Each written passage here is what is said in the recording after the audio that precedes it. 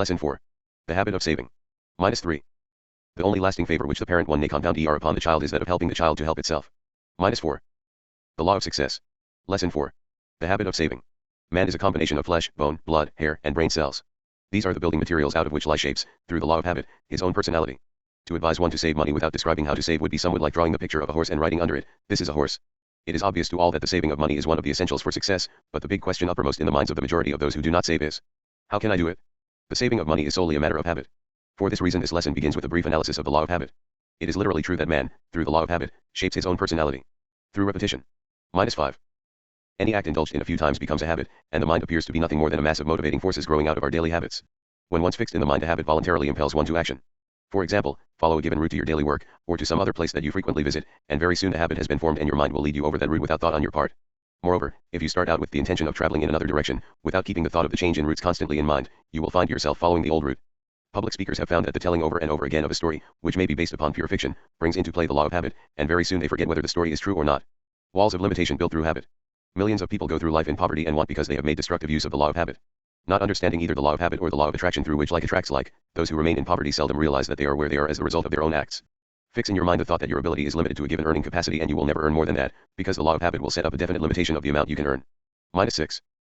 Your subconscious mind will accept this limitation, and very so on you will feel yourself slipping until finally you will become so hedged in by fear of poverty, one of the 6 basic fears, that opportunity will no longer knock at your door, your doom will be sealed, your fate fixed.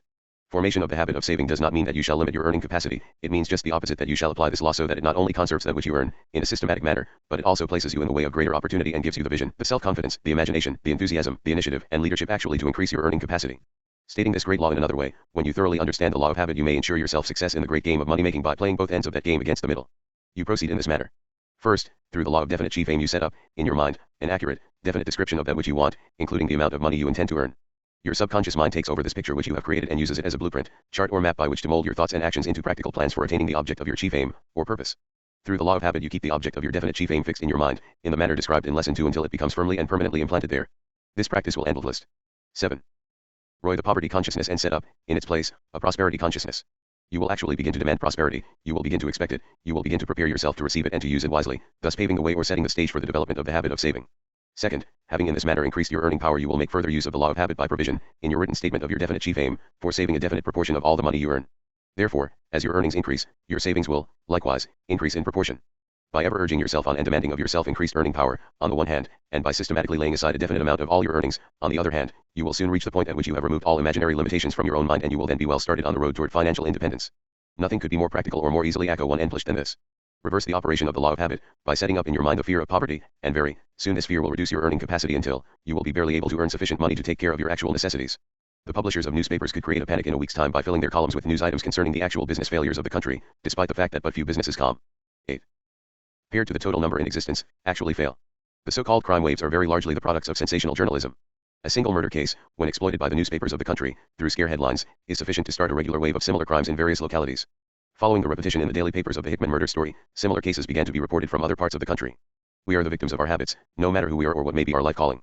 Any idea that is deliberately fixed in the mind, or any idea that is permitted to set itself up in the mind, as the result of suggestion, environment, the influence of associates, etc., is sure to cause us to indulge in acts which conform to the nature of the idea.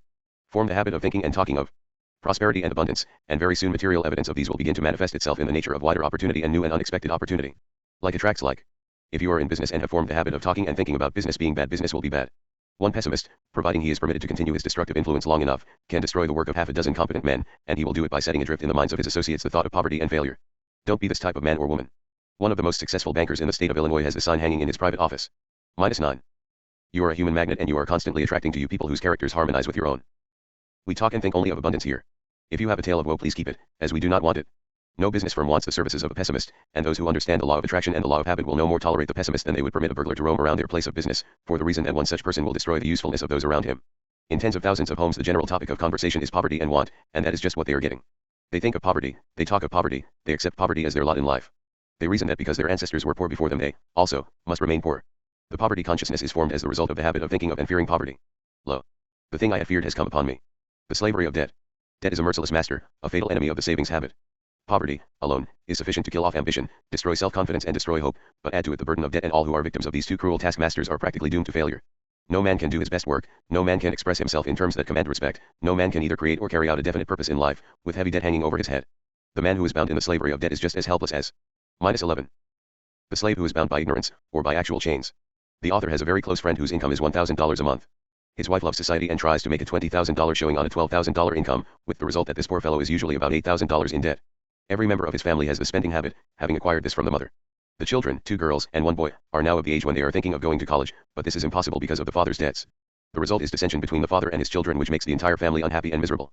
It is a terrible thing even to think of going through life like a prisoner in chains, bound down and owned by somebody else on account of debts. The accumulation of debts is a habit.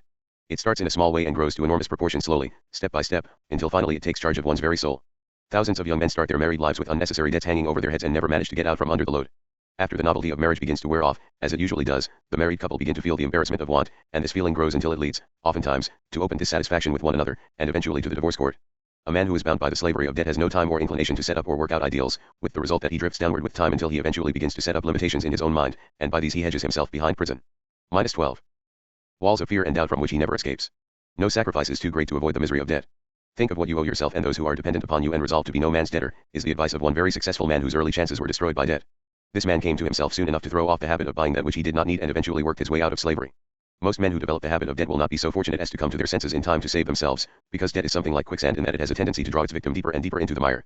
The fear of poverty is one of the most destructive of the 6 basic fears described in Lesson 3. The man who becomes hopelessly in debt is seized with this poverty fear, his ambition and self-confidence become paralyzed, and he sinks gradually into oblivion. There are 2 classes of debts, and these are so different in nature that they deserve to be here described, as follows. 1. There are debts incurred for luxuries which become a dead loss.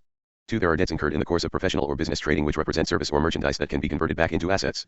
The first class of debts is the one to be avoided.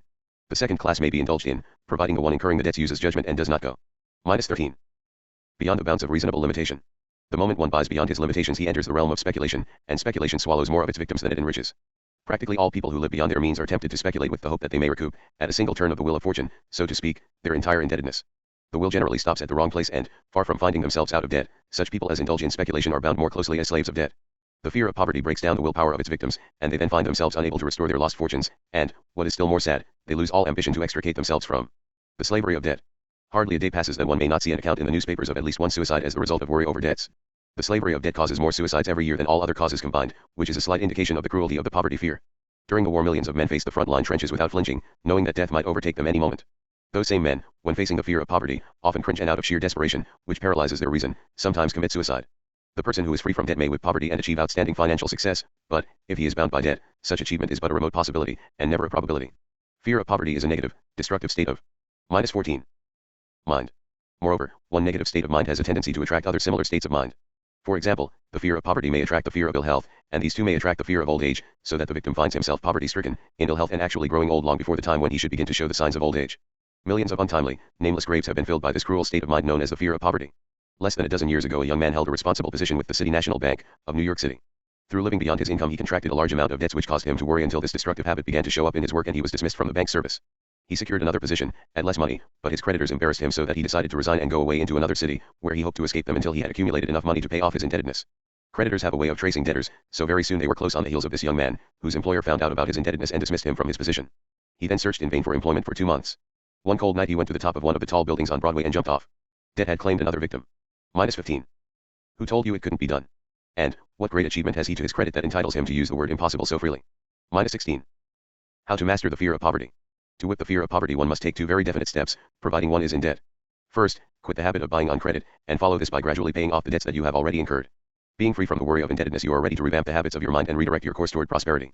Adopt, as a part of your definite chief aim, the habit of saving a regular proportion of your income, even if this be no more than a penny a day. Very soon this habit will begin to lay hold of your mind and you will actually get joy out of saving. Any habit may be discontinued by building in its place some other and more desirable habit. The spending habit must be replaced by the saving habit by all who attain financial independence. Merely to discontinue an undesirable habit is not enough, as such habits have a tendency to reappear unless the place they formerly occupied in the mind is filled by some other habit of a different nature. The discontinuance of a habit leaves a hole in the mind, and this hole must be filled up with some other form of habit or the old one will return and claim its place. Throughout this course many psychological formulas, which the student has been requested to memorize and practice, have been described. You will find such a formula in Lesson 3, the object of which is to develop self-confidence. -17. These formulas may be assimilated so they become a part of your mental machinery, through the law of habit, if you will follow the instructions for their use which accompany each of them. It is assumed that you are striving to attain financial independence. The accumulation of money is not difficult after you have once mastered the fear of poverty and developed in its place the habit of saving. The author of this course would be greatly disappointed to know that any student of the course got the impression from anything in this or any of it. Other lessons that success is measured by dollars alone. However, money does represent an important factor in success, and it must be given its proper value in any philosophy intended to help people in becoming useful, happy, and prosperous. The cold, cruel, relentless truth is that in this age of materialism a man is no more than so many grains of sand, which may be blown helter-skelter by every stray wind of circumstance, unless he is entrenched behind the power of money. Genius may offer many rewards to those who possess it, but the fact still remains that genius without money with which to give it expression is but an empty, skeleton-like honor. The man without money is at the mercy of the man who has it. And this goes, regardless of the amount of ability he may possess, the training he has had or the native genius with which he was gifted by nature. There is no escape from the fact that people will weigh you very largely in the light of bank balances. -18. No matter who you are or what you can do. The first question that arises, in the minds of most people, when they meet a stranger, is, how much money has he? If he has money he is welcomed into homes and business opportunities are thrown his way. All sorts of attention are lavished upon him. He is a prince, and as such is entitled to the best of the land. But if his shoes are run down at the heels, his clothes are not pressed, his collar is dirty, and he shows plainly the signs of impoverished finances, woe be his lot, for the passing crowd will step on his toes and blow the smoke of disrespect in his face. These are not pretty statements, but they have one virtue: they are true. This tendency to judge people by the money they have, or their power to control money, is not confined to any one class of people. We all have a touch of it, whether we recognize the fact or not. Thomas A. Edison is one of the best known and most respected inventors in the world, yet it is no misstatement of facts to say that he would have remained a practically unknown, obscure personage had he not followed the habit of conserving his resources and shown his ability to save money. Henry Ford never would have got to first base with his horseless carriage had he not developed, quite early in life, the habit of saving. Moreover, had Mr. Ford not conserved his resources and hedged himself behind their power, he would have been swallowed up by his competitors or those who covetously desired to take his business away from him, long years ago. Many a man has gone a very long way toward -19. Success, only to stumble and fall, never again to rise, because of lack of money in times of emergency. The mortality rate in business each year, due to lack of reserve capital for emergencies, is stupendous. To this one cause are due more of the business failures than to all other causes combined. Reserve funds are essential in the successful operation of business. Likewise, savings accounts are essential to success on the part of individuals. Without a savings fund the individual suffers in two ways: first, by inability to seize opportunities that come only to the person with some ready cash, and, second, by embarrassment due to some unexpected emergency calling for cash. It might be said, also, that the individual suffers in still a third respect by not developing the habit of saving, through lack of certain other qualities essential for success which grow out of the practice of the habit of saving. The nickels, dimes, and pennies which the average person allows to slip through his fingers would, if systematically saved and properly put to work, eventually bring financial independence. Through the courtesy of a prominent building and loan association the following table has been compiled, showing what a monthly saving of $5, $10, $25, or $50 will amount to at the end of 10 years. These figures are startling when one comes to consider the fact that the average person spends from $5 to $50 a month for useless merchandise or so-called entertainment. The making and saving of money is a science, yet. -20. The amazing way your money grows. Save $5 a month, only 17 cents a day. Amount saved: profit savings plus profits withdrawal value: first year $60, $4.30, $64.30, $61.30, second year $120, $16.55, $136.55, $125, third, T$180, $36.30, $216.30, $191.55, fourth, T$240, $64, $304, $260.20, fifth, T$300, $101, $401, $338.13, sixth, T$360, $140, $500, $414.75, seventh year $420, $197.10, $617.10, $495.43, eighth, T$480, $257.05, $737.05, $578.32, ninth year $540, $324.95, $864.95, $687.15, tenth, T$600, $400, $1,000, Save $10 a month, only 33 cents a day.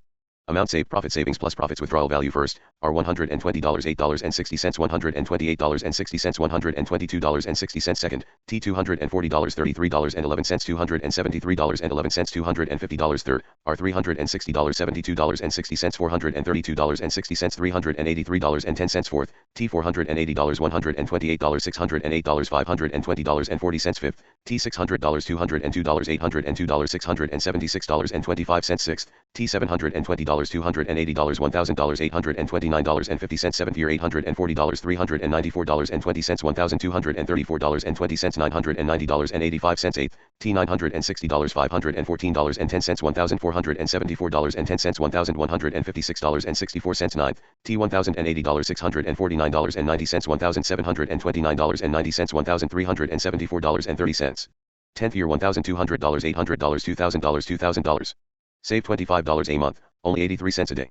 Amount saved profit savings plus profits withdrawal value first, T $300 $21.50 $321.50 $306.50 second, T $600 $82.75 $682.75 $625 third, T $900 $181.50 $1,081.50 $957.75 fourth, T $1,200 $320 $1,520 $1,301 fifth year $1,500 $505 $2,005 $1,690.63 sixth, T $1,800 $700 $2,500 $2,073.75 seventh year $2,100 $985.50 $3,085.50 $2,477.13 eighth year $2,400 $1,285.25 $3,685.25 $2,891.60 ninth, T $2,700 $1,624.75 $4,324.75 $3,435.75 10th year $3,000 $2,000 $5,000 $5,000. Save $50 a month, only $1.66 a day. Amount saved profit savings plus profits withdrawal value first, T $600 $43 $643 $613 second, T $1,200 $165.50 $1,365.50 $1,250 third, T $1,800 $363 $2,163 $1,915.50 fourth, T $2,400 $640 $3,040 $2,602 fifth year $3,000 $1,010 $4,010 $3,381.25 sixth, T $3,600 $1,400 $5,000 $4,147.50 seventh, T $4,200 $1,971 $6,171 $4,954.25 eighth, T $4,800 $2,570.50 $7,370.50 $5,783.20 ninth, T $5,400 $3,249.50 $8,649.50 $6,871.50 10th year $6,000 $4,000 $10,000 $10,000. Minus 21. Every failure, every adversity, every heartache may be a blessing in disguise providing it softens the animal portion of our nature. Minus 22. The rules by which money is accumulated are so simple that anyone may follow them. The main prerequisite is a willingness to subordinate the present to the future, by eliminating unnecessary expenditures for luxuries. A young man, who was earning only $20 a week as chauffeur for a prominent New York banker, was induced by his employer to keep an accurate account of every cent he spent for 1 week. The following is an itemized list of his expenses. Cigarettes, $0.75 chewing gum. 30 soda fountain. 1.80 cigars for associates. 1.50 moving picture show. 100 shaves, including tips. 1.60 newspaper, daily and Sunday. 22 shoe shines. 30. $7.47. Board and room, $12.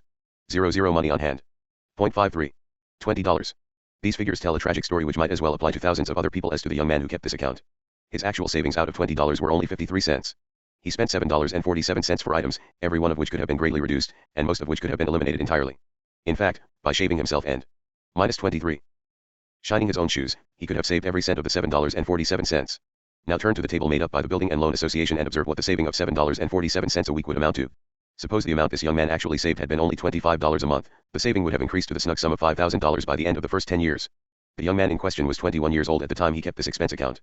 By the time he reached the age of 31 years he could have had a substantial amount in the bank, had he saved $25 a month, and the saving would have brought him many opportunities that would have led directly to financial independence. Some who are short-sighted, pseudo-philosophers, are fond of pointing to the fact that no one can become rich merely by saving a few dollars a week.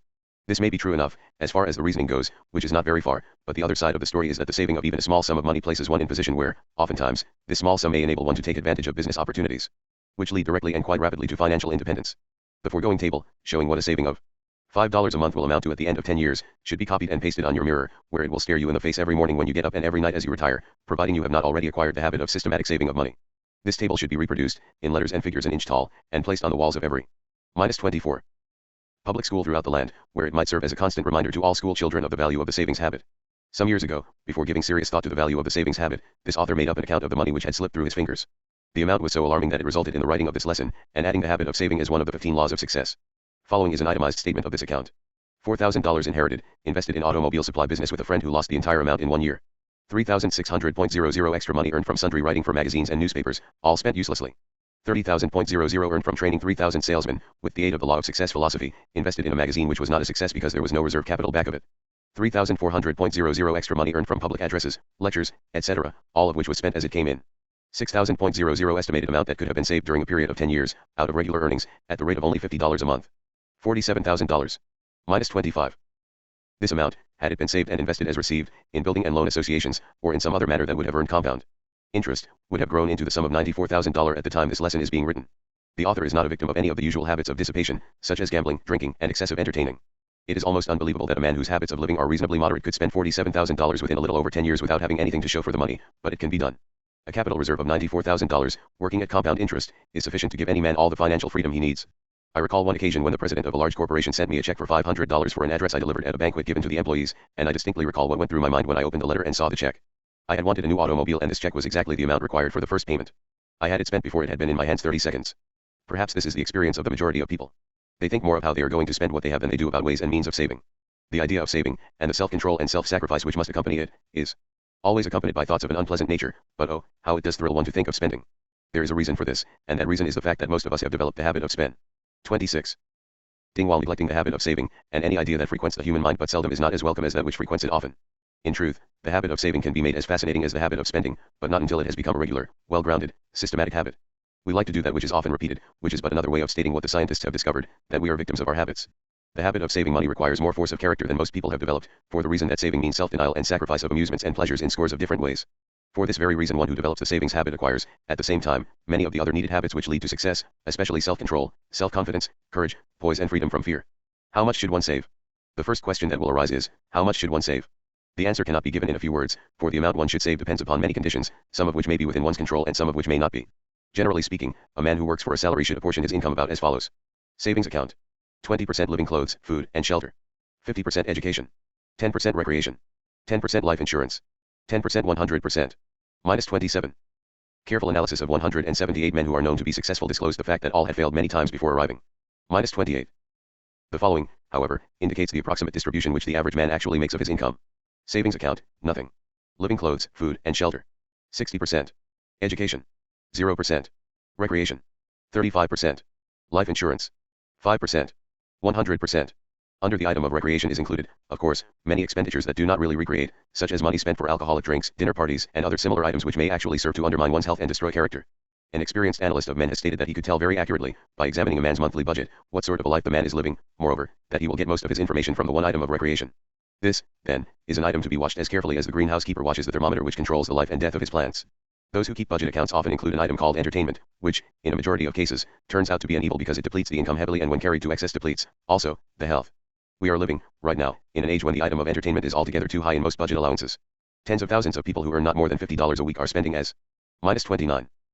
Much as one-third of their incomes for what they call entertainment, which comes in a bottle, with a questionable label on it, at anywhere from $6 to $12 a quart. Not only are these unwise people wasting the money that should go into a savings fund, but, of far greater danger, they are destroying both character and health.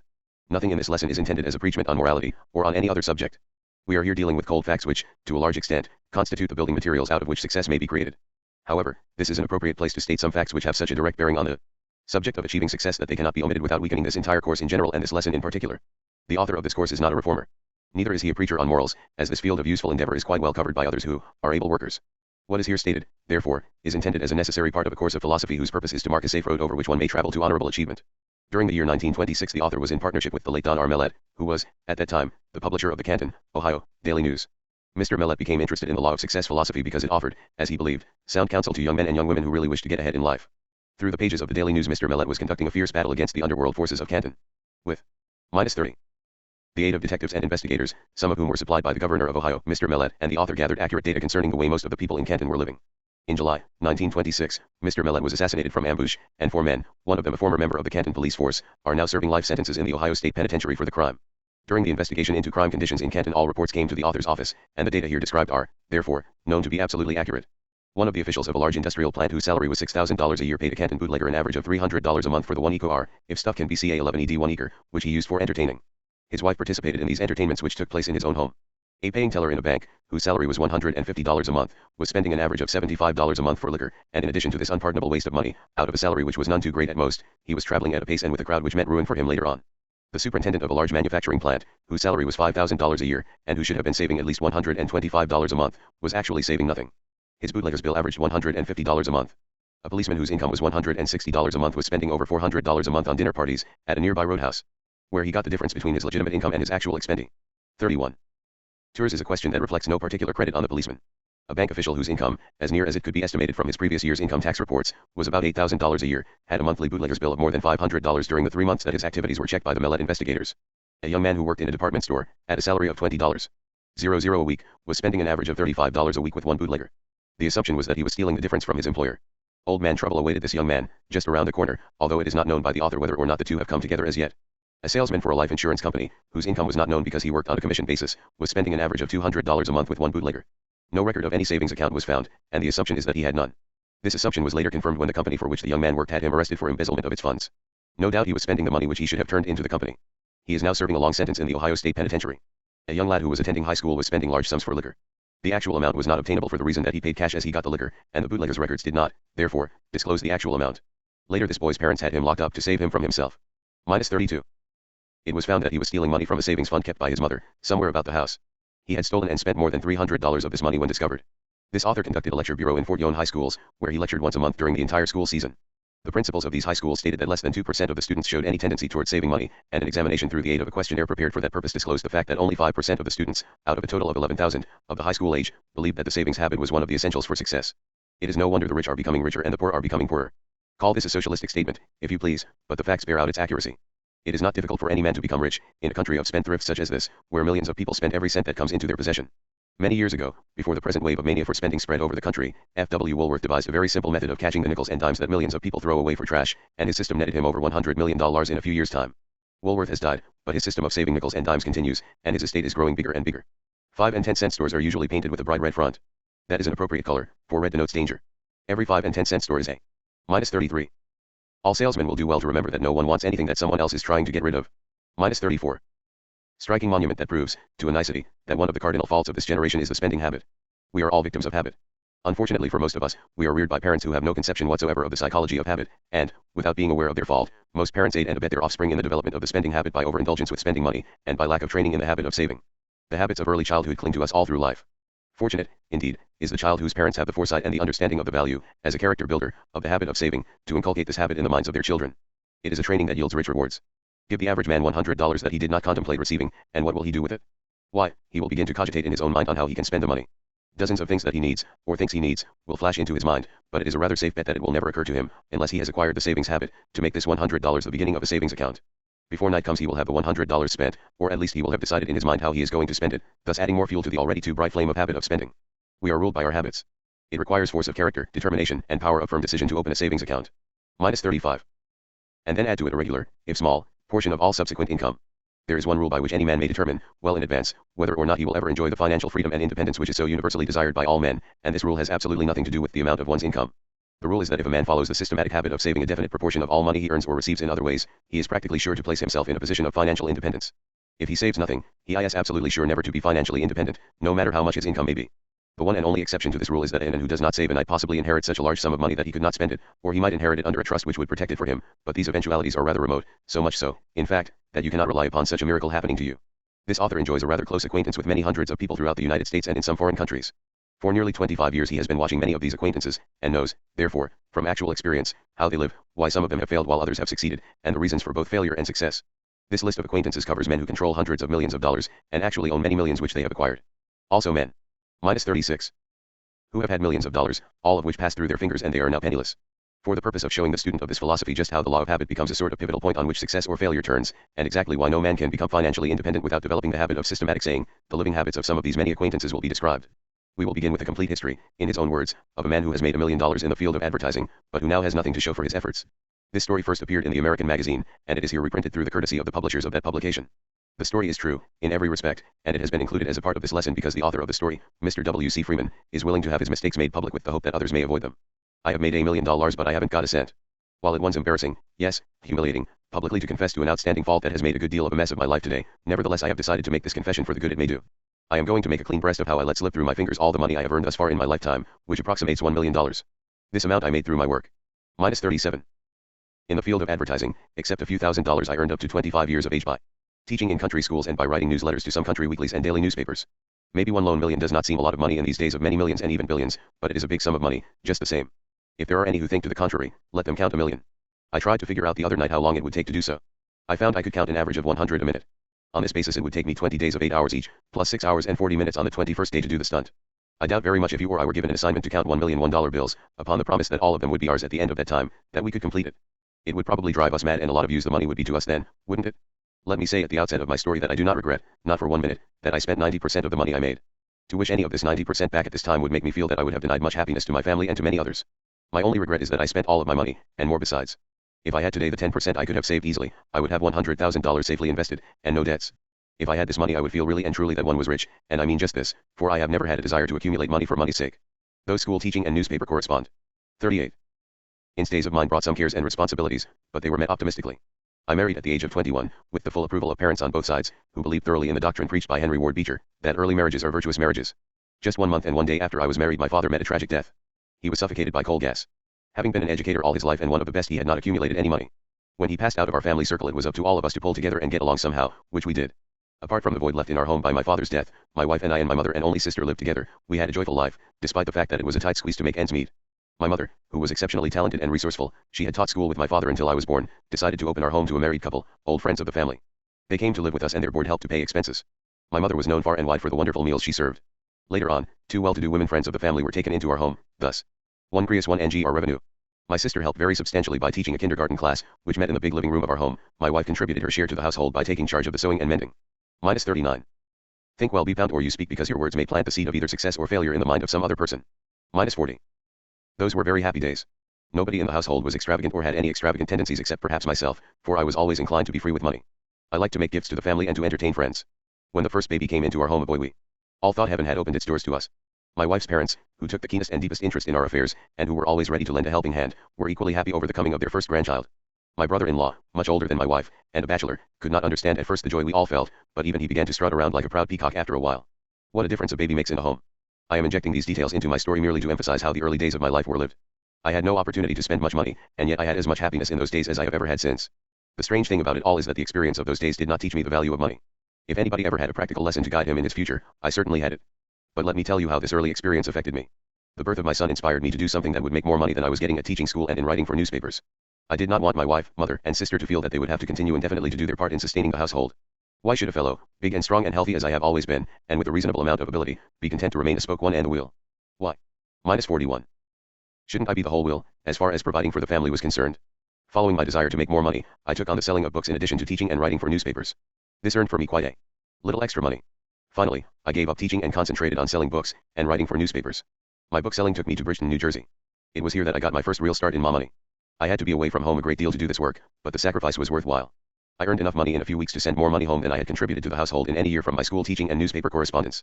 After combing the territory in the Bridgeton zone, I became interested in a newspaper in that city, the Morning Star. It seemed to me that the editor and publisher of this paper needed a helper. I called on him and told him so. He said, "Heavens, young man, how can I hire you? I am not earning enough money to pay for my own living." "That's just it," said I believe together we can make the Star a success. "I'll tell you what I'll do, I'll work for you for 1 week for $1 a day. At the end of the week, if I have made good, I'll expect you to pay me $3 a day for the second week, and then, if I continue to do well, I'll expect you to pay me $6 a day for the third week, and we'll continue from then on until the paper makes enough money to pay me $50 a week." The owner agreed to my proposition. At the end of 2 months, I was being paid $50 a week. Minus 42. Which in those days was considered a big salary. Began to feel that I was well on my way toward making money, but all I wanted it for was to make my family more comfortable. $50 a week was just 4 times as much as I had made teaching school.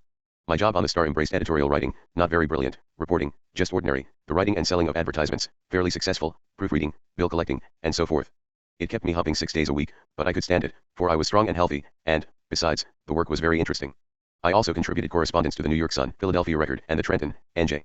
Times, which brought me in an average of $150 a month, for this was a good news territory. I learned a lesson on the Star which eventually shaped the course of my life. I found out that there is a great deal more money to be earned by selling advertising for newspapers than in writing for them. Advertising brings grist to the mill. I put over one advertising stunt on the Star, a write-up of the South Jersey oyster industry, paid for by the oyster men, that brought in $3,000 cash, which the publisher divided with me 50-50. I had never seen so much money at one time in all my life. Think of it. $1,500, 25% more than I had made in 2 years of school teaching and odd tasks. Did I save this money or any part of it? I did not. What was the use? I could do so much with it to make my wife, boy, mother, and sister happy that I let it go far easier than I had made it. Minus 43. But would it not have been a fine thing if I had put this money away for a rainy day?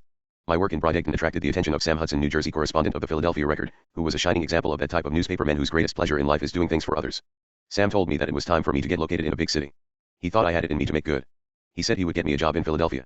He did, and I moved with my wife and baby to Germantown. I was given charge of the advertising department of the Germantown, Philadelphia, Gazette, a weekly newspaper. At the start I did not make as much money as I had earned in Bridgeton, because I had to give up my newspaper correspondence. The news for the section was covered by other correspondents. But very soon I was making 25% more money. The Gazette increased its size 3 times to accommodate its advertising, and each time I received a very substantial increase in salary.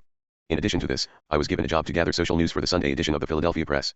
Bradford Merrill, managing editor of that newspaper, now a very important New York newspaper executive, assigned me a big territory to cover. This kept me busy every night in the week except Saturdays. I was paid $5 a column, but I averaged 7 columns every Sunday, which made me $35 a week extra. It was more money for me to spend, and I spent it. I did not know anything about budgeting my ex. 44. Penses. I just let it go as it came. I did not have time, or thought I hadn't, to watch my step in spending. A year later I was invited to join the advertising staff of the Philadelphia Press, a big opportunity for a young man, for I got wonderful training under the management of William L. McLean, now the owner of the Philadelphia Evening Bulletin. I still retained my job as gatherer of social news, so my income was just about the same as I had been making in Germantown. But before long my work attracted the attention of James Elverson, Sr., publisher of the Old Saturday Night and Golden Days, who had just purchased the Philadelphia Inquirer. I was offered and accepted the advertising management of this newspaper. This meant a big increase in my income. And soon afterward there came a happy increase in my family, the birth of a daughter. Then I was able to do what I had longed to do since the birth of my son. I got the family together again under one roof, my wife and 2 babies, my mother and sister. At last I was able to relieve my mother of any cares or responsibilities, and never again did she have either as long as she lived. She died in her 81st year, 25 years after my father's death. I shall never forget her last words to me: "Will, you have never caused me a moment's worry since you were born, and I could not have had more than you have given me had I been the Queen of England." I was making at this time 4 times more money than my father had made as superintendent of public schools in my hometown of Phillipsburg, New Jersey. Minus 45. I am thankful that I was born poor, that I did not come into this world burdened by the whims of wealthy parents, with a bag of gold around my neck. Minus 46. All the money, however, passed out of my pockets as easily as water flows through a sieve. Expenses increased with every increase in my income, which is the habit, I suppose, with most people. There was no sane reason, though, for letting my expenses go beyond my income, which I did. I found myself piling up debts, and from this time on I was never out of debt. I did not worry about my debts, though, for I thought I could pay them off at any time. It never occurred to me, not until fully 25 years later, that debt eventually would bring upon me not only great anxiety and unhappiness, but that I would lose friends and credit as well. But I must pat myself on the back for one thing: I was giving full rein to my big fault, spending money as fast as I made it, often faster, but I never shirked my work. I was always trying to find more things to do, and I always found them. I spent very little time with my family. I would go home to dinner every night and romp with the babies until their bedtime, then I would return to the office and often work. So the years went by. Another daughter arrived. Presently I wanted my daughters to have a pony and cart, and I wanted my son to have a riding horse. Then I thought I needed a team to take me around with the family, driving them to a closed coop or an open trap. I got them all. Instead of one horse and a carryall, or perhaps a team, which would have been sufficient for our needs and something we could have afforded, I had to have a stable, with all that goes with it. This outfit cost me nearly 1/4 of my annual income. Minus 47. Then I took up golf. This was in my 41st year. I went at my play the same as I went at my work, put my whole heart in it. I learned to play pretty well. My son and elder daughter played with me, and they learned to play well, too. It was necessary that my younger daughter should spend the winter in the South and summers in the Adirondacks, but instead of her mother going with her alone, I felt it would be fine if the son and other daughter went along with them. This arrangement was carried out. They went to Pinehurst, North Carolina, every winter, and to expensive resorts in the Adirondacks or in New Hampshire in the summer. All this took a great deal of money. My son and elder daughter were keen about golf and spent a lot of money on it. I also dispersed quite a little on golf courses around New York. Between the 3 of us we won 80 prizes, most of which are now in storage. I sat down one day and calculated what these prizes had cost me. I discovered that each trophy had cost $250, or a total of $45,000 over a period of 15 years, an average of $3,000 a year. Ridiculous, wasn't it? I entertained lavishly at my home. Montclair folks thought I was a millionaire. I frequently invited groups of businessmen to have a day of golf at the club, and then to have dinner with me in the evening. They would have been satisfied with a plain home dinner, but, no, I must serve them an elaborate affair staged by a famous caterer. These dinners never cost less than $10 a plate, which did not include the money spent for music while they were dining. I had a Negro quartet come to the house. Our dining room. Minus 48. Comfortably seated 20 people, and it was filled to capacity many times. It was all very lovely, and I was glad to be their host. In fact, I was very happy over it. I never stopped to think how rapidly I was piling up debts. The day came when they began to bother me a lot. I had entertained so many guests at the golf club one month, paying for luncheons, cigars, and greens fees, that my bill was $450. This attracted the attention of the directors of the club, who were all good friends of mine and very much interested in my welfare. They made it their business to tell me that I was spending entirely too much money, and they wished for my sake that I could check my expenses. This gave me a bit of a jolt. It made me think seriously long enough to get rid of my horses and traps at a big sacrifice, of course. I gave up our home and moved back to the city, but I did not leave any unpaid bills in Montclair. I borrowed the money to pay them. It was always easy for me to get all the money I wanted, despite my well-known financial shortcomings. Here are 2 sidelights on my experience during my flaring 40s. Besides spending money foolishly and perhaps recklessly, I loaned it with equal abandon. In cleaning out my desk at home before moving to the city, I looked over a package of due bills, the total of which was over $40,000. That was money handed out to just anybody who came along. I tore them all up, but I realized that if I had that money in hand I wouldn't owe a dollar. Minus 49. One of the prosperous businessmen I had entertained many times and who in turn had entertained me, said to me, "Billy, I've got to stop going on outings with you. You spend entirely too much money for me. I can't keep up with you." Think of that coming from a man who was making more money than I was. It should have struck home, but it didn't. I went on spending just the same, and foolishly thinking that I was having a good time, and with no thought of the future. This man is now one of the vice presidents of one of New York's greatest financial institutions, and is reported to be worth many millions of dollars. I should have taken his advice. In the fall of 1908, after my disastrous experience of 6 months in another line of business following my resignation from the Hearst organization, I resumed newspaper work as advertising manager of the New York Evening Mail. I had known Henry L. Stoddard, editor and owner, back in the Philadelphia days, when he was political correspondent for the press. Despite the fact that I was bothered by debts, I did the best work of my life on the Evening Mail, and made more money during the 5 years I was associated with it than I had ever made before. Moreover, Mr. Stoddard gave me the privilege of syndicating advertising talks, which ran in his paper for 1,000 consecutive publication days, and earned for me more than $55,000. Mr. Stoddard was very generous in many other ways, and frequently paid me special sums of money for doing what he considered unusual things in the way of developing business. During this period, I was minus 50. So deeply into HT that, in order to keep things moving as smoothly as possible, but without retrenching in the slightest way in my expenses, I borrowed money from Peter to pay Paul and from Paul to pay Peter. That item of $55,000 earned from syndicating advertising talks would have more than paid all my debts and left a nice nest egg besides. But all of it was spent as easily as though I hadn't a care in the world. In 1915 I went on my own in the advertising business. From that time until the spring of 1922 my fees ran into very big figures. I was still making more money than I ever did, and was spending it just as fast as I made it, until finally my friends got tired of making me loans. If I had shown the slightest inclination to curb my expenses to the extent of only 10%, these wonderful men would have been willing to divide 50-50 with me, letting me pay them 5% of it and saving 5%. They did not care so much about the return of the money they had loaned me, as that they wanted to see me pull myself together. The crash in my affairs came 5 years ago. 2 friends who had stood by me loyally became impatient, and told me frankly that I needed a drastic lesson. They gave it to me all right. I was forced into bankruptcy, which nearly broke my heart. I felt that every person I knew was pointing the finger of scorn at me. This was very foolish. While there was comment, it was not at all unfriendly. It was expressive of keen regret that a man who had attained so much prestige in his profession, and had earned so minus 51. Fortunate I asked the person who has learned that the most certain way to get is to first give through some sort of use pound all service. Minus 52. Much money, should have allowed himself to get into financial difficulties. Proud and sensitive to the core I felt the disgrace of bankruptcy so keenly that I decided to go to Florida, where I had once done a special piece of work for a client. It seemed to me to be the coming El Dorado. I figured that maybe I could make sufficient money in a few years so that I could return to New York, not only with the competency but with enough to pay all my debts in full. For a time it looked as though I would realize this ambition, but I was caught in the big real estate collapse. So here I am back in the old town where I once had big earning power and hundreds of friends and well-wishers. It has been a strange experience. One thing is certain, I have learned my lesson at last. I feel sure that opportunities will come my way to redeem myself, and that my earning power will be restored to me. And when that time comes I know that I shall be able to live as well as I ever did, on 40% of my income. Then I shall divide the remaining 60% into 2 parts, setting aside 30% to pay 1 New York creditors and 30% for insurance and savings. If I allowed myself to feel depressed over my past, or filled my mind with worries, I would not be capable of carrying on the fight to redeem myself. Besides, I would be ungrateful to my Maker for having endowed me with wonderful health all my life. Is there any greater blessing? I would be ungrateful to the memory of my parents, whose splendid training has kept me anchored pretty safely to moral standards. Slipping from moral. Minus 53. Moorings is infinitely more serious, one and the end, than slipping from the thrift standard. I would lack appreciation of the encouragement and support I have had in generous measure from hundreds of businessmen and to many good friends who helped me build a fine reputation one and my profession. These memories are the sunshine of my life. And I shall use them to pave the way to my future achievement. With abundance of health, unfaltering faith, unflagging energy, unceasing optimism, and unbounded confidence that a man can win his fight. Even though he commences late in life to realize the kind of fight he must make, is there anything but death to stop him? Asterisk. Mr. Freeman's story is the same as that which might be told by thousands of other men who save nothing, with the exception that the amounts of their incomes would vary. The manner of living, the way the money was spent, and why, as told in Mr. Freeman's narrative, show the way the spender's mind works. Compilation of statistics covering family incomes and expenditures of over 16,000 families of men who have been analyzed by the author disclosed some facts that will be of help to the person who wishes to. Asterisk reprinted by courtesy of the American Magazine. Copyright, The Crowell Publishing Company, 1927. Minus 54. Budget his income and disbursements on a practical working basis that is sound and economical. The average income runs all the way from $100 to $300 per month. The budget allowance covering incomes within these 2 amounts should be about as follows. A family consisting of 2 persons, whose income is $100 a month, should manage to set aside at least $10 or $12 a month for the savings account. The cost of shelter, or rent, should not exceed $25 or $30 a month. Food costs should average about $25 to $30. Clothing should be kept within an expenditure of $15 to $20 a month. Recreation and incidentals should be kept down to about $8 to $10 a month. A family whose income is $100 a month, should that income be increased to $125, ought to save at least $20 of the amount. A family of 2 persons, whose income was $150 a month, should budget their funds about as follows: savings $25. Shelter or rent $35 to $40. Food $35 to $40. Clothes, $20 to $30. Recreation $10 to $15. On a salary of $200 a month the budget should be, savings $50. Shelter or rent $40 to $50. Food $35 to $45. Clothes $30 to $35. Recreation $15 to $20. A family of 2, on a salary or income of $300 a month, should apportion the income about thus: savings $55 to $65. Shelter or rent $45 to $60. Food $45 to $60. Clothes $35 to $45. Recreation and education $50 to $75. Some might argue that a family of 2, making a rye of $300 a month, might live just as cheaply as one making but $100 or $125. However, this is not quite correct, because one who has the ability to earn minus 55. $300 a month must as a rule associate with people who make better appearances and more entertainment necessary. A single man earning $100, $150, or $300 a month should save considerably more than a man with a family could save on the same amounts.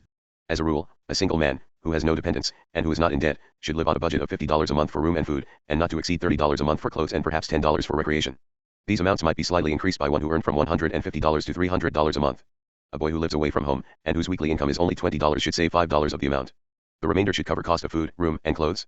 A girl, living away from home, on the same income, would require a slightly larger allowance for clothes, as women's wearing apparel is more costly than men's, and it is generally imperative that women watch, more closely than men, their personal appearance. A family of 3 will be able to save considerably less than the amounts which can be saved by a family of 2. With rare exceptions, however, such as cases where the family is involved in debt which must be absorbed out of the monthly income, any family can save at least 5% of the gross income. It is a common practice today for families to purchase automobiles on monthly payments which involve too great an expenditure compared to their income. A man with a Ford income has no business purchasing a Studebaker car. He should curb his desires and content himself with a Ford. Many single. -56. Men spend their entire incomes, and often go into debt besides, because they maintain automobiles out of keeping with their incomes. This common practice is fatal to success as far as financial independence may be considered a part of success, in thousands of instances. The installment plan of buying has become so common, and it is so easy to purchase practically anything one desires, that the tendency to spend out of proportion to one's income is rapidly increasing. This tendency must be curbed by the person who has made up his mind to gain financial independence. It can be done by anyone who is willing to try. Another evil, which is both an evil and a blessing, is the fact that this country is so very prosperous that money comes easily, and if not watched it goes still more easily. Since the beginning of the World War there has been a steady demand for practically everything manufactured in the United States, and this condition of prosperity has caused people to lapse into a state of careless, unjustified spending. There is no virtue in keeping up with the pace set by neighbors when this means sacrifice of the habit of saving a regular part of one's income. It is far better, in the long run, to be considered a bit behind the times than it is to go along through youth, into the days of maturity, and finally into old age, without having formed the habit of systematic saving. It is better to sacrifice during the age of youthfulness, than it is to be compelled to do so during the age of maturity, as all who have not developed the habit of saving generally have to do. There is nothing quite so humiliating, that carries. -57. I am thankful for the adversities which have crossed my pathway, for they have taught me tolerance, sympathy, self-control, perseverance, and some other virtues I might never have known. -58. Such great agony and suffering, as poverty in old age, when personal services are no longer marketable, and one must turn to relatives or to charitable institutions for existence. A budget system should be maintained by every person, both the married and the single, but no budget system will work out if the person trying to keep it lacks the courage to cut expenses on such items as those of entertainment and recreation. If you feel so weak in willpower that you think it necessary to keep up with the Smiths with whom you associate socially, and whose income is greater than your own, or who spend all of their income foolishly, then no budget system can be of service to you. Forming the savings habit means that, to some extent at least, you must seclude yourself from all except a well-selected group of friends who enjoy you without elaborate entertaining on your part. To admit that you lack the courage to trim down your expenditure so that you can save money, even if only a small amount, is the equivalent of admitting at the same time a lack of the sort of character which leads to success. It has been proved times too numerous to be mentioned, that people who have formed the habit of saving money are always given preference in positions of responsibility. Therefore, the saving of money not only adds advantages in the nature of preferred employment and a larger bank account, but it also increases the actual earning capacity. Any businessman will prefer to employ a person who saves money regularly, not because of the mere fact that such person saves money, but because of the characteristics. -59. Possessed by such a person which make him or her more efficient. Many firms will not employ a man or a woman who does not save money. It should be a common practice for all business houses to require all employees to save money. This would be a blessing to thousands of people who would not otherwise have the willpower to form the savings habit. Henry Ford has gone a very long way, perhaps as far as is expedient, to induce his employees not only to save their money, but to spend what they do spend wisely, and to live sanely and economically. The man who induces his employees to form the habit of saving is a practical philanthropist. Opportunities that come to those who have saved money. A few years ago a young man came to Philadelphia, from the farming district of Pennsylvania, and went to work in a printing plant. One of his fellow workmen owned some shares in a building and loan company, and had formed the habit of saving $5 a week, through this association. This young man was influenced by his associate to open an account with the building and loan company. At the end of 3 years he had saved $900. The printing plant for which he worked got into financial difficulty and was about to fail. He came to the rescue with his $900 which he had saved in small amounts, and in return was given a half interest in the business. By inaugurating a system of close economy he -60. Helped the business to pay off its indebtedness, and today he is drawing out of it, as his half of the profits, a little better than $25,000 a year. This opportunity never would have come, or, if it had, he would not have been prepared to embrace it, had he not formed the habit of saving money. When the Ford automobile was perfected, during the early days of its existence, Henry Ford needed capital to promote the manufacture and sale of his product. He turned to a few friends who had saved up a few $1,000s, one of whom was Senator Couzens. These friends came to his rescue, put in a few $1,000s with him, and later drew out millions of dollars in profits. When Woolworth first started his 5 and 10 cent store plan he had no capital, but he turned to a few friends who had saved, by the closest sort of economy and great sacrifice, a few $1,000s. These friends staked him and later they were paid back hundreds of thousands of dollars in profits. Van Heusen, of soft collar fame, conceived the idea of producing a semi-soft collar for men. His idea was sound, but he had not a cent to promote it. He turned to a few friends who had only a few $100s, who gave him a start, and the collar made each of them wealthy. The men who started the El Producto cigar business had but little capital, and what they did have was money they had saved from their small earnings as cigar makers. They had a good idea, and knew how to make a good cigar, but the idea would have died a born had they not saved a little money. With their meager savings they launched the cigar, and a few. -61. And a few years later they sold out their business to the American Tobacco Company for $8 million. Back of practically every great fortune one may find, as its beginning, a well-developed habit of saving money. John D. Rockefeller was an ordinary bookkeeper. He conceived the idea of developing the oil business, which was then not even considered a business. He needed capital, and because he had developed the habit of saving, and had thereby proved that he could conserve the funds of other people, he had no difficulty in borrowing what money he needed. It may be truthfully stated that the real basis of the Rockefeller fortune is the habit of saving money which Mr. Rockefeller developed, while working as a bookkeeper at a salary of $40.00 a month. James J. Hill was a poor young man, working as a telegrapher, at a salary of $3.00 a month. He conceived the idea of the Great Northern Railway system, but his idea was out of proportion to his ability to finance. However, he had formed the habit of saving money, and on the meager salary of $30 a month had saved enough to enable him to pay his expenses on a trip to Chicago, where he interested capitalists in financing his plan. The fact that he, himself, had saved money on a small salary was considered good evidence that he would be a safe man to trust with other people's money. Most businessmen will not trust another man with their money unless he has demonstrated his ability to take care of his own and use it wisely. The test, while it is often embarrassing to those who have not formed the habit of saving, is a very practical one. -62. A young man who worked in a printing plant in the city of Chicago wanted to open a small print shop and go into business for himself. He went to a printing supply house manager and made known his wants, saying he desired credit for a printing press and some type and other small equipment. The first question asked by the manager was, "Have you saved any money of your own?" He had. Out of his salary of $3.00 a week, he had saved $15 a week regularly for nearly 4 years. He got the credit he wanted. Later on he got more credit, until today he has built up one of the most successful printing plants in the city of Chicago. His name is George B. Williams, and he is well known, as are also the facts here stated, to the author of this course. Many years after this incident, the author of this course became acquainted with Mr. Williams, and at the end of the war, in 1918, the author went to Mr. Williams and asked for credit amounting to many thousands of dollars, for the purpose of publishing the Golden Rule magazine. The first question asked was, "Have you formed the habit of saving money?" Despite the fact that all the money I had saved was lost in the war, the mere fact that I had actually formed the savings habit was the real basis on which I got credit for upward of $30,000. There are opportunities on every corner, but they exist only for those who have ready money, or who can command money because they have formed the habit of saving, and developed the other characteristics which go with the formation of the savings habit known by the general term of character. -63.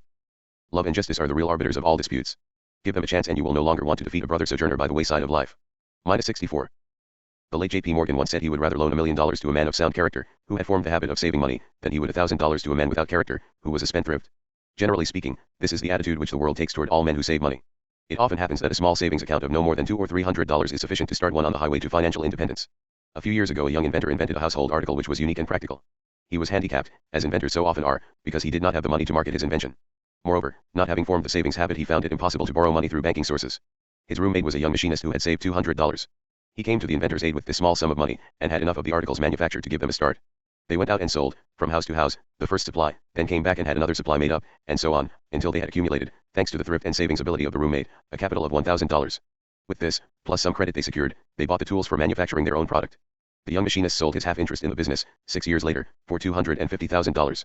He never would have handled this much money, during his entire life, had he not formed the habit of saving, which enabled him to come to the rescue of his inventor friend. -65. This case might be multiplied 1,000 times, with but slight variation as to details, as it is fairly descriptive of the beginning of many great fortunes that have been made and are now in the making, in the United States. It may seem like a sad, cruel fact, but it is a fact nonetheless, that if you have no money, and have not developed the habit of saving, you are out of luck as far as availing yourself of the opportunity to make money is concerned. It can do no harm to repeat. In fact, it should be repeated over and over again, that the real start of nearly all fortunes, whether great or small, is the formation of the habit of saving money. Get this basic principle firmly founded in your mind and you will be well on the road toward financial independence. It is a sad sight to see a man, well along in years, who has sentenced himself to the wearisome treadmill of hard labor all the days of his life because he has neglected forming the habit of saving money, yet there are millions of such men living, in the United States alone, today. The greatest thing in life is freedom. There can be no real freedom without a reasonable degree of financial independence. It is a terrible thing to be compelled to be at a certain place, at a certain task, perhaps a task which one does not like, for a certain number of hours every working day of the week, for a whole lifetime. In some ways this is the same as being in prison, since one's choice of action is always limited. It is really no better than being in prison with the privilege of a trustee, and in -66. Some ways it is even worse because the man who is imprisoned has escaped the responsibility of providing a place to sleep, something to eat and clothes to wear. The only hope of escape from this lifelong toil which curtails freedom is to form the habit of saving money, and then live up to that habit, no matter how much sacrifice it may require. There is no other way out for millions of people, and unless you are one of the rare exceptions, this lesson and all these statements of fact are meant for you, and apply to you. Neither a borrower, nor a lender be, for loan oft loses both itself and friend, and borrowing dulls the edge of husbandry. This above all, to thine own self be true, and it must follow, as the night the day, thou canst not then be false to any man. Shakespeare. -67. Everything passes at par, temporarily, truth alone remains permanently. This has been a production by the MentalChemist, for study and education. Copyright 2024.